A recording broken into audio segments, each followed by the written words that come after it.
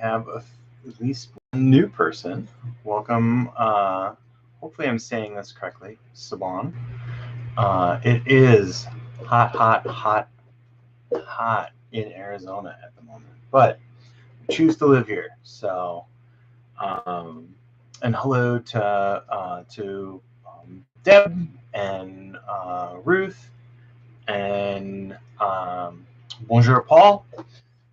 It is Wednesday, and hopefully the video is a little bit better than last week. So, oh, how hot is it? I feel like I should have like a Johnny Carson joke too, like how hot is it? Because that's at least when I think of that. Yeah, I can't think of a good Johnny Carson joke at the moment. Hello, Susan. Susan is also enduring the heat. Right now, at least in Tucson, the airport is reporting that it is 106. Now, we have Canadian viewers, so I will give you the Celsius on that. I think the Celsius on that's like 37, maybe. Let's see if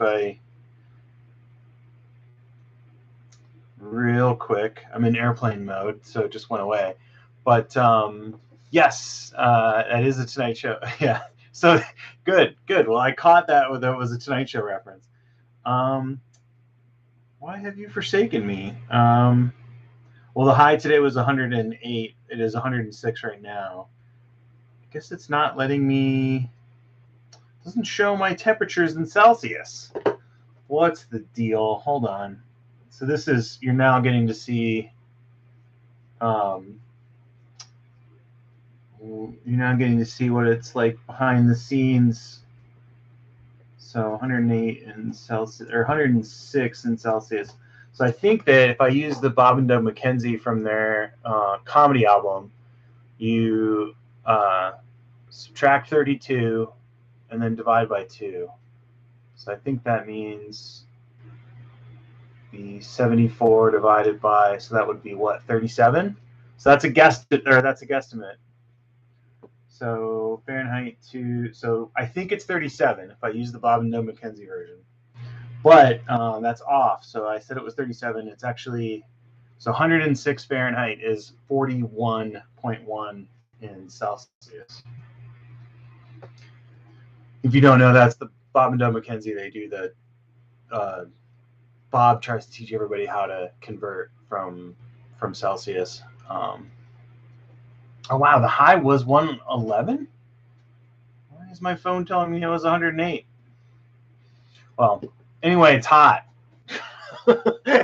whatever it is, it's hot. We had a storm that knocked out our power for 24 hours, and we ended up at a hotel.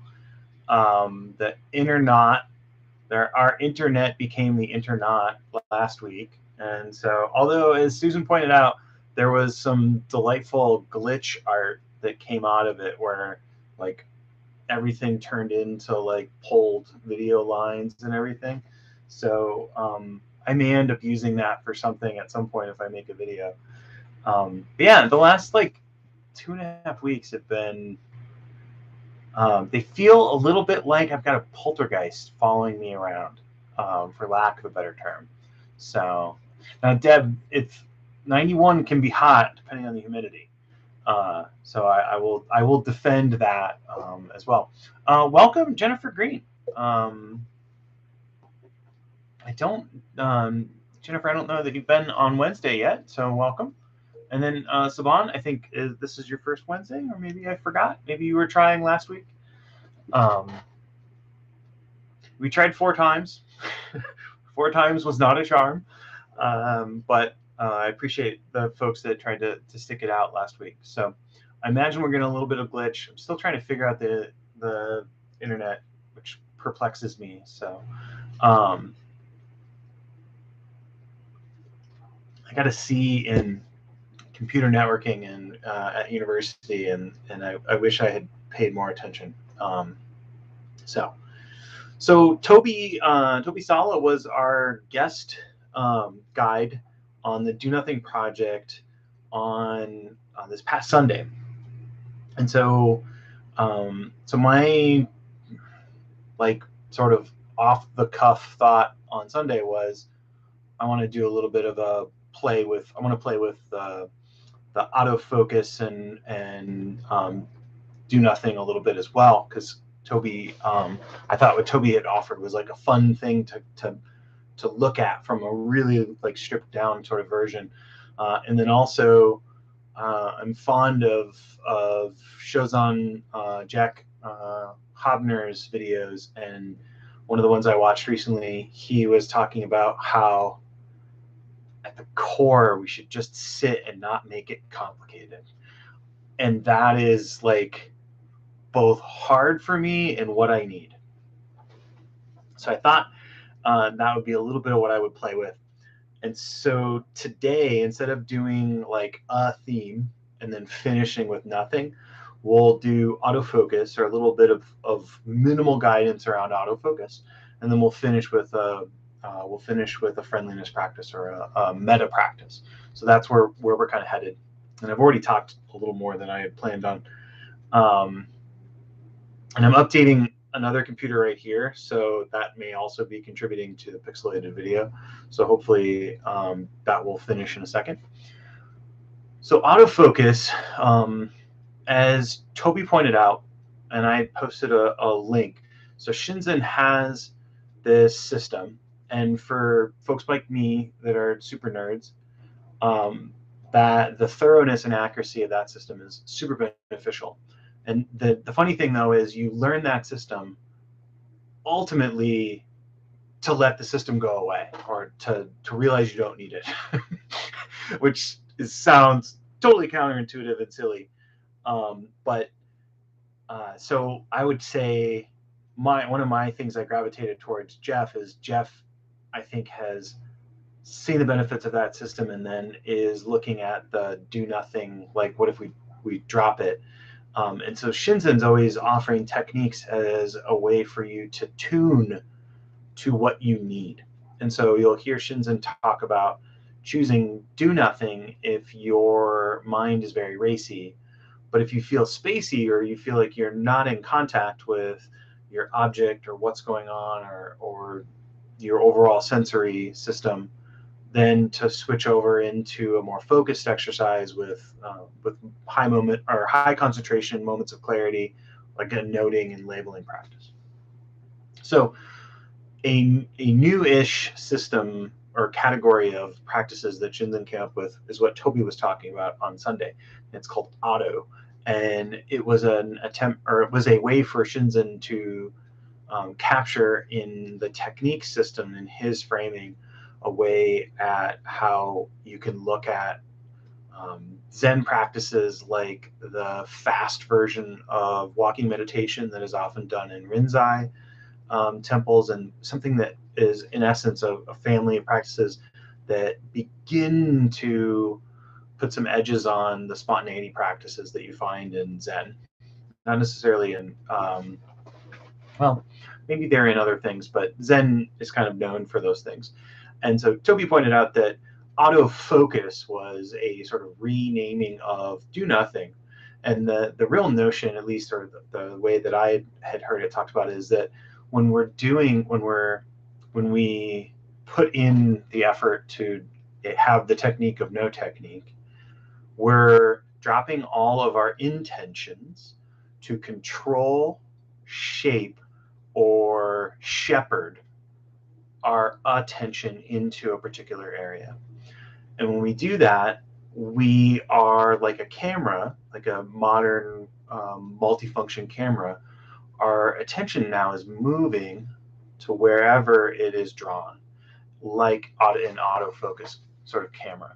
So that is at least the way that it was pitched to me, this idea. So yes, it is the name in the auto family, which is the spontaneity category. And I feel like it has this like kind of nice way of putting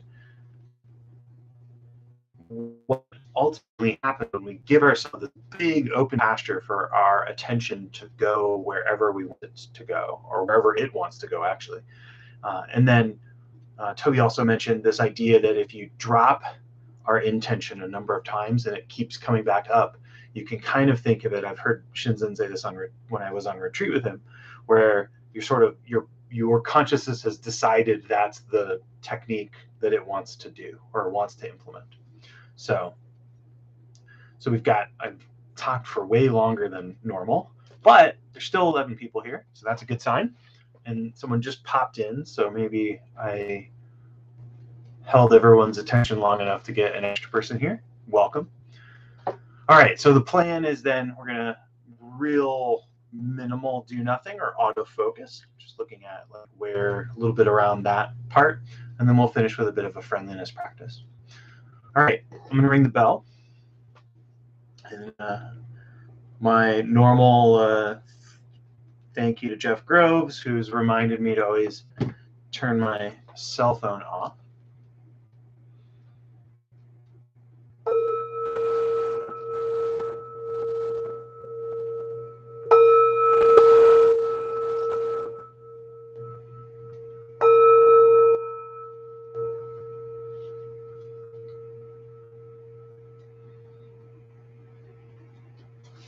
All right, so I invite you to find a posture that will help you be both relaxed and alert, and a posture that will help you to be still, and one that you don't feel like you have to effort in order to maintain. So that's probably with your legs loosely crossed in front of you if you're sitting on a cushion. Maybe your feet flat on the floor if you're sitting in a chair. And the hands are arranged in a way that's comfortable. So maybe the palms are face down on the thighs, or you can lay them in what's referred to as the sort of empty bowl or cosmic mudra.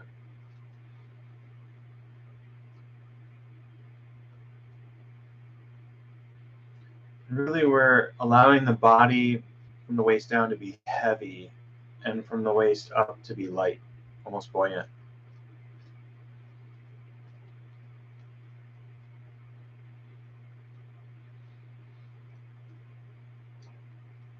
And then checking in with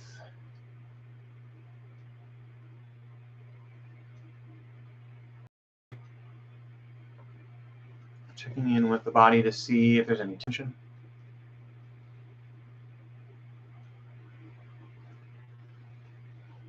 You may hold tension in the shoulders or the jaw. And so as we shift from a stance of doing throughout our day to one of just being, you may notice eye strain, or maybe that your jaw is a little tight. The shoulders are kind of riding up a bit, allowing them to be down and back, the shoulders, and just seeing if the tension, when you notice it, releases.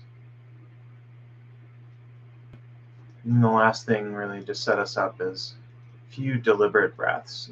Slow and low is the tempo that we're going for. Breathing in slow through the nose allows us to breathe low into the belly. And from the belly, extending the exhale.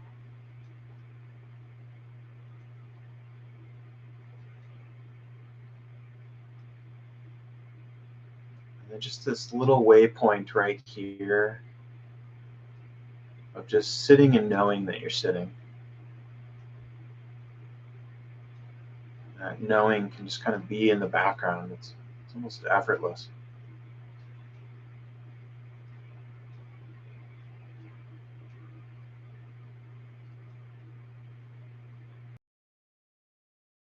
Kind of not connecting with the practice, or things feel a little off, you can come back to this point. Just that idea of I'm here, I'm sitting, kind of being aware of the whole body all at once in the posture.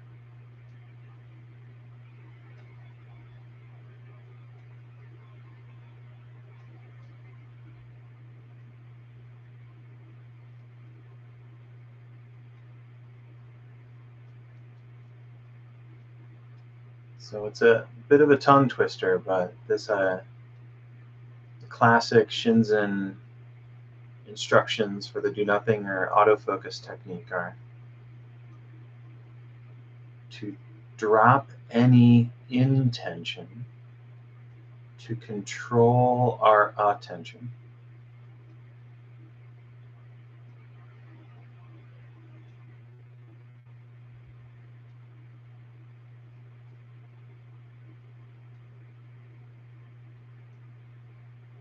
and then as Toby mentioned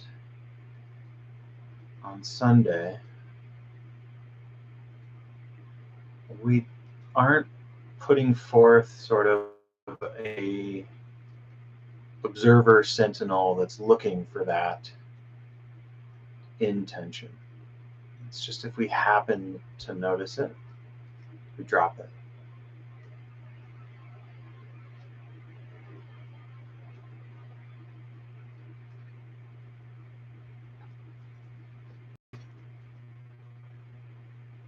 It's sort of like we've given the watcher the day off. Don't have to watch anything.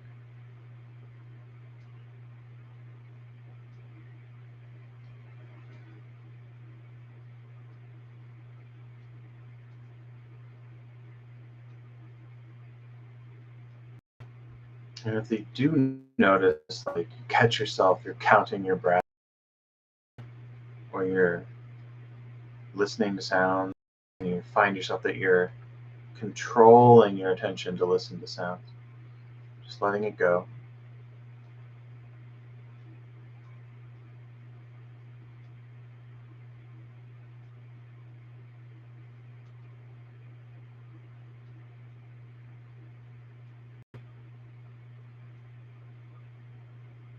And then just really seeing if you can allow everything to kind of just be as it is.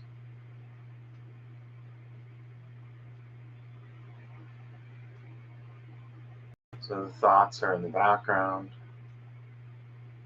They may be there, but they're sort of passing clouds. It's a classic imagery.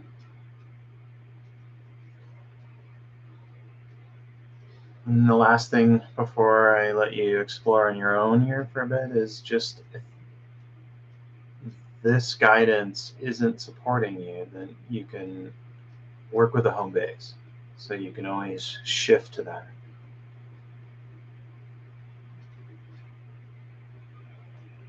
So, what might the criteria for working for a home base or working with a home base be?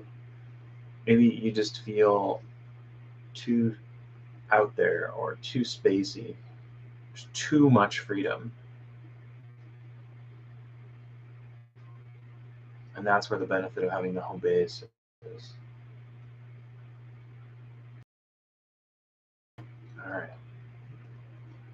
So I'll let you explore your own, and then I'll check in a little bit here.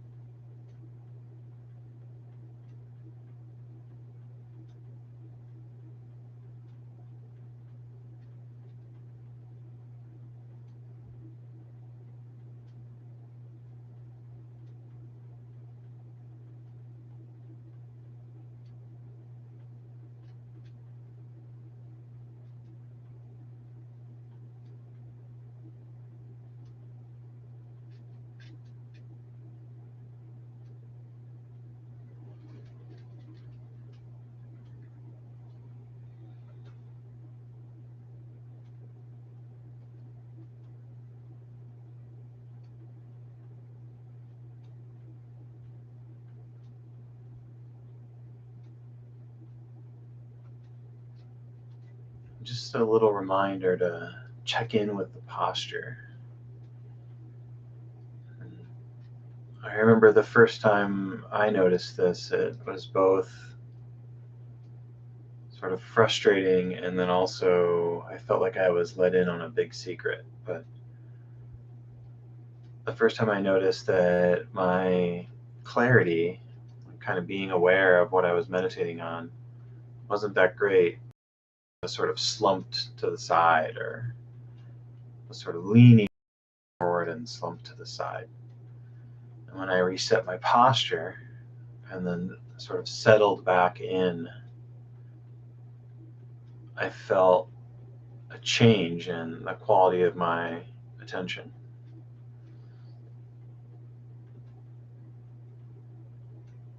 So, really, as you hear so often, and it's frustrating if you don't like the prompts around posture, just checking in to see if you can tune the posture up a bit.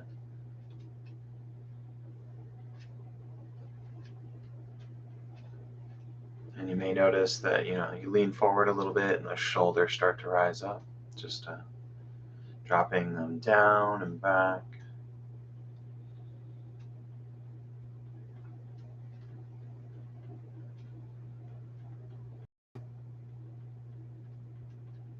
And then also giving yourself permission to reset, sort of a stretch up and settle in, even doing a few calm breaths and then beginning again.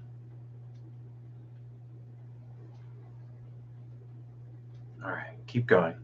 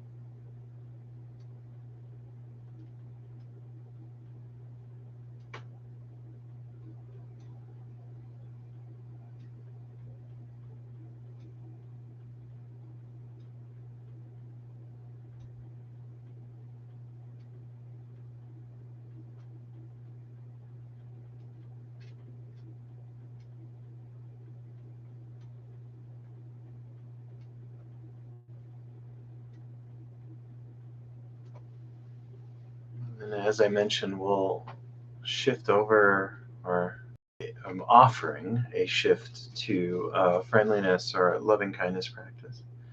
You're always welcome to continue with your autofocus or do nothing.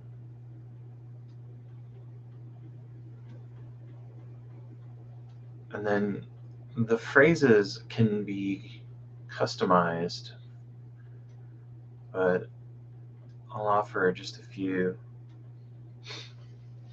kind of making them up or riffing a little bit. And so, may you be sheltered.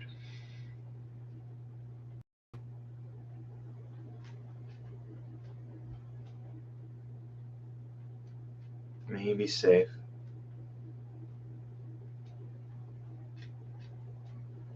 And may you find ease.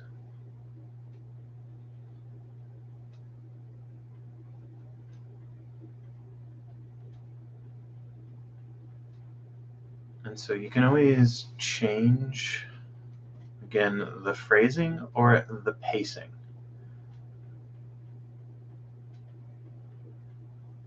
Some people like to say the phrases very fast, and some people like to say the phrases a couple times through and then shorten. So may you be sheltered may change or may be shortened to shelter. May you be safe may be shortened to safe, and may you find ease could be shortened to ease. And so part of the quality here is if you can focus on the phrase and then almost like you're striking a bell, feel what that's like if it's reverberating for you. So that's the phrases. Who are we offering them to? So they could be anyone that comes to mind.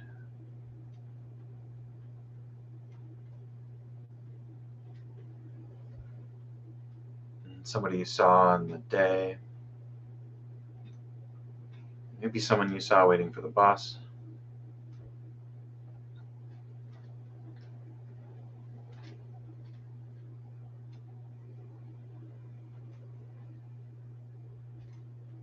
And then again, the notion is to bring up that image, or if they spoke to you, maybe even their voice. And then, like gifts, without any strings attached, offering the phrases.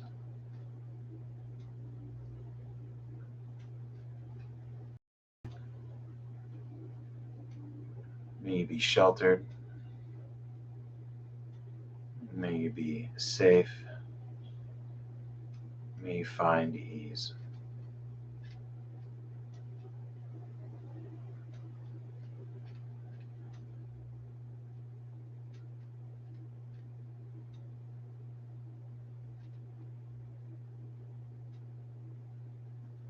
And then if another person comes to mind, or sort of another sentient being,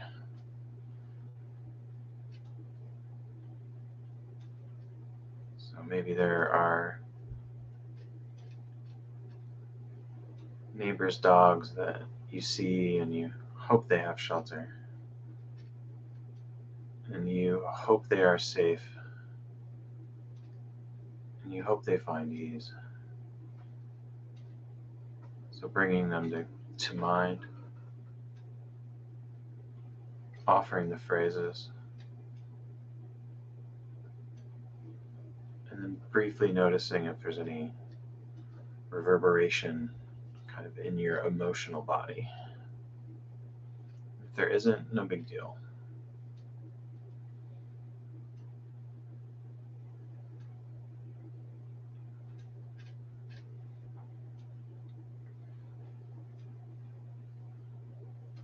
And then if you feel like it, offering them to yourself. And maybe maybe shelter is more of a metaphor for you right now. Shelter from stress. Shelter from expectations. May I find shelter. May I be safe. May I find ease.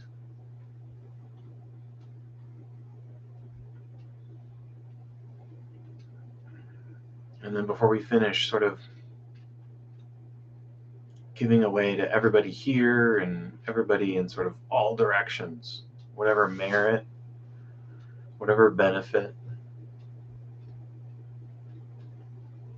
sharing that out to the 11 or so people that started out, to the 200 or so people that come on Sundays,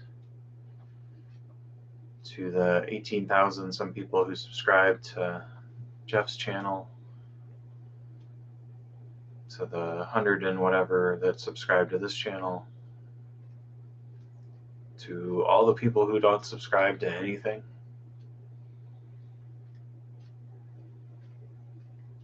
Offering any possible benefits in their direction.